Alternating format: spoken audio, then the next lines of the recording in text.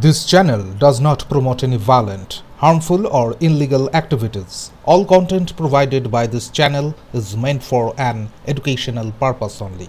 রাজ্যের বঞ্চিত চাকরি প্রার্থী, চাকরিজীবী ও চাকরিহারাদের যৌথ উদ্যোগে গঠিত সংগ্রামী যৌথ মঞ্চ ও ঐক্য মঞ্চের ডাকে আজ নবান্ন অভিযানের ডাক দেওয়া হয়। তবে হাওড়া সিটি পুলিশ সেই মিছিলের অনুমতি দেয়নি। তারই প্রতিবাদে এদিন রাজ্যের বিভিন্ন জেলা থেকে চাকরি প্রার্থীরা হাওড়া স্টেশনের ৯ নম্বর প্ল্যাটফর্মে জড়ো হন এবং সেখান থেকে মিছিল শুরু করেন। পুলিশ তাদের বাধা দিয়ে কয়েকজনকে আটক করে এবং প্রকাশ্যে আন্দোলনকারীদের চ্যালেঞ্জ ছুড়ে বলে কোর্টে যাওয়ার ওদের ক্ষমতা নেই। আন্দোলনকারীরা জানান শান্তিপূর্ণ প্রতিবাদ করা সাংবিধানিক অধিকার এবং তারা হাইকোর্টের নির্দেশ মেনে হাওড়ার নিষিদ্ধ রুট এড়িয়ে মিছিল করছেন। তাদের বক্তব্য, তারা কারো অসুবিধা করছেন না, যদি পুলিশের সাহস থাকে তাহলে তাদের গ্রেফতার করে দেখা, যেখানেই আটকানো হবে সেখানেই বসে অবস্থান বিক্ষোভ করবেন তারা। এই ঘটনার জেরে হাওড়া স্টেশনে উত্তেজনা ছড়ায়। তবে আন্দোলনকারীরা সাফ জানান তারা কোনোভাবেই শান্তিপূর্ণ আন্দোলন থেকে সরবেন না।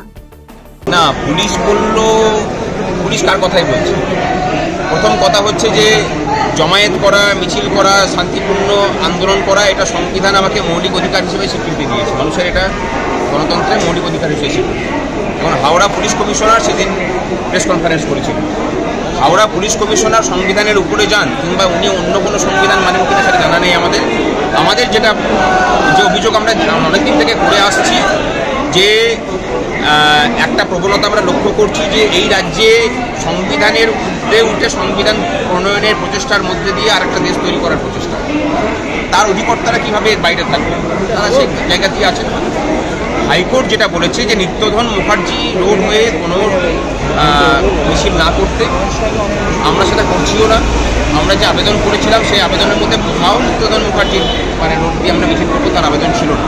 সুতরাং হাইকোর্টের রায়কে উল্লঙ্ঘন করার কোনো জায়গা নেই। আর পুলিশ প্রশাসনকে কোনোরকম বাধা প্রদান আমরা করছি না।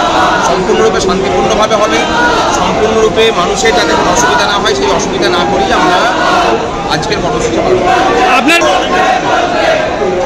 ভয় পেয়েছে প্রতিবাদ অত্যাচারের দেওয়াল যখন আকাশ ছোঁয় তখন সেই দেওয়ালের পতন ঘটে।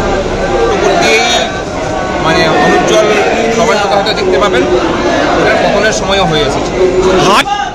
আমাদের একটা অংশকে পরিচিত করে কাজ করিয়েছে। আমাদের সাথে ব্যবসায়ীদের কোনো বিরোধ নেই। যে লড়াইটা আমরা লড়ছি সেই লড়াইটা আসলে ব্যবসায়ীদের ব্যবসার যে মন্দা, সেই মন্দা কাটানোর লড়াই চলছে।